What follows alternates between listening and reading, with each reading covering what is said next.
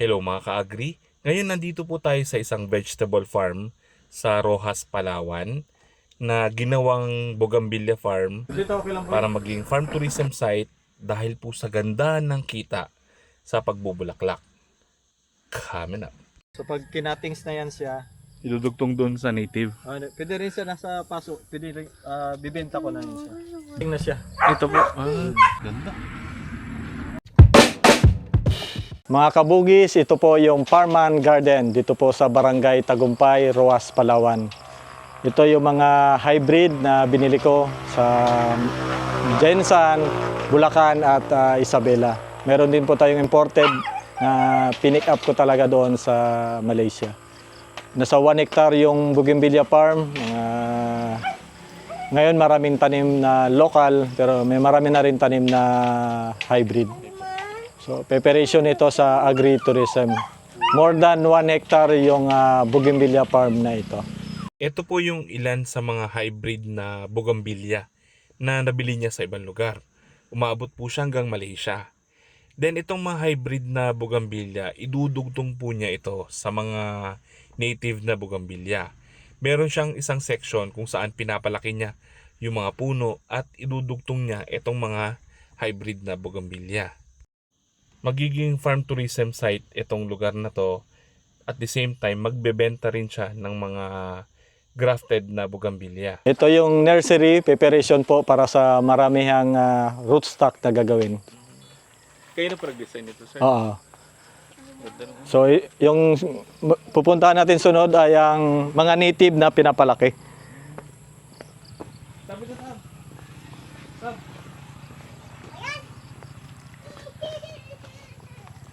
So ito ay mga hybrid na rin yan sila.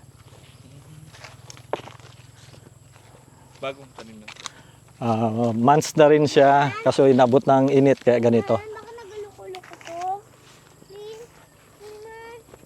So nasa 1 hectare, more than 1 hectare yung Bougainvillea farm natin. So mga 1-2 taon pa ito bago pwede bloom na siya.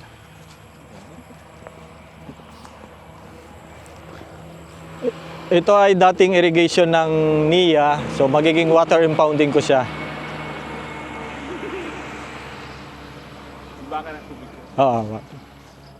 So habang inaantay natin yung paglaki ng mga bougainvillea, tinamnan siya ng mga gulay. Sili, Kalabasa. kalabasa. Ito, hybrid na siya. Maximize target space. Oo. Pati time. Ito po local lang, sir. Local yung malalaki kasi gagawin siyang rootstock. Ito, mga hybrid na yan siya. Ganda ng ubo ng bulaklak. Ito hybrid na. Hybrid na siya.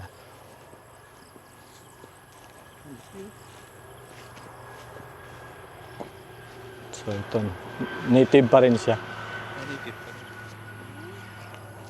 Yan idudugtong yung Oo, hindi. hybrid.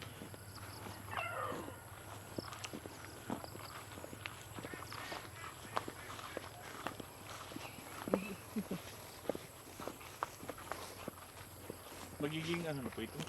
Puro bougainvillea. Magiging bougainvillea lahat ito para sa agri-tourism.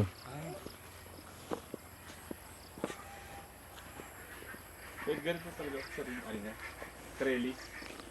Trellis ito ng gulay habang pinapalaki yung bougainvillea. Okay, hindi sa bougainvillea. Hindi.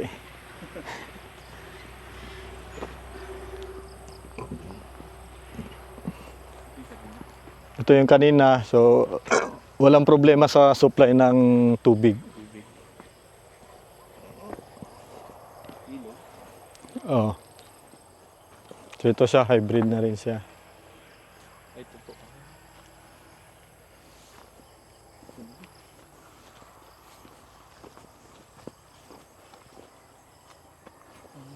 Ito na yung gulay.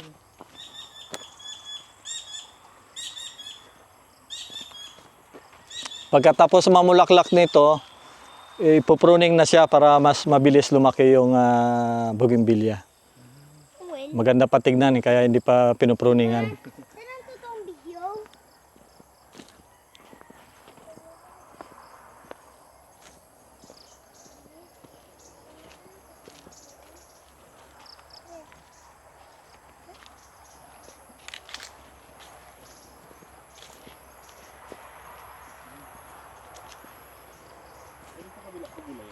Gulayan yan siya. Pero tatamnan ko rin yan ng bougainvillea.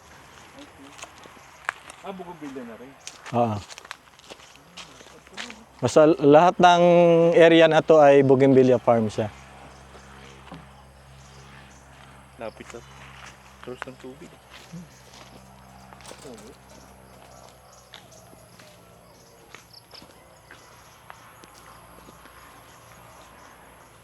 Tapos ito daanan. Sige. Ito kasama pa to sa daanan. Ginamit ko lang muna ngayon. Sayang pa eh. Tamnan parang gulay. Hirap na hirap yung mga gulay ngayon sa init. Grabe init. Hindi po natin po yan dito. Ano? Hindi, walang problema sa supply ng tubig.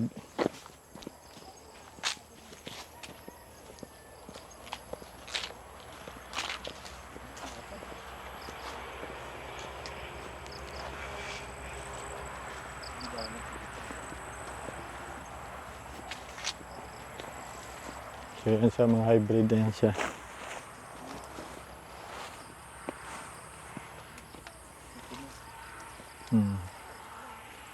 Igagraph lang po ito sa native.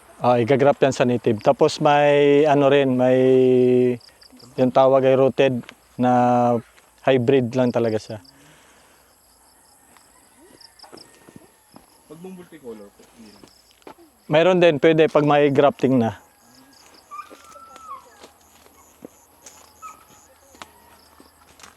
So yan, yun ang variegated.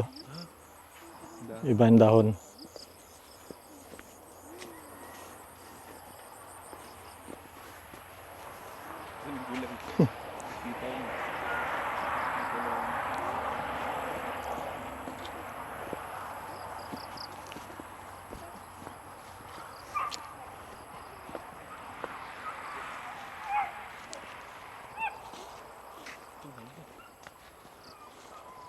Ay, ito po Ito. yan. Ito yung gulay na karami. So ito mga hybrid din ito. Lahat na may buho.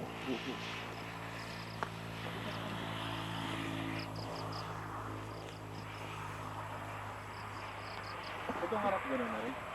Puro ano na yan, puro hybrid na yan siya. Walang halong native yan dyan na tinanim. Bougainvillea farm. Oo.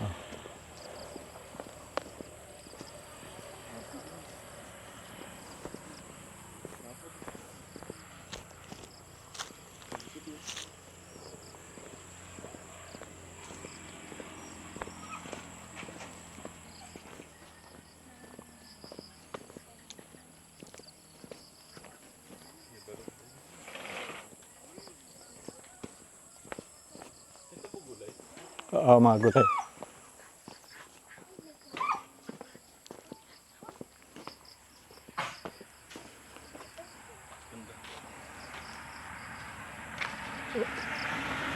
See you mga kabugis.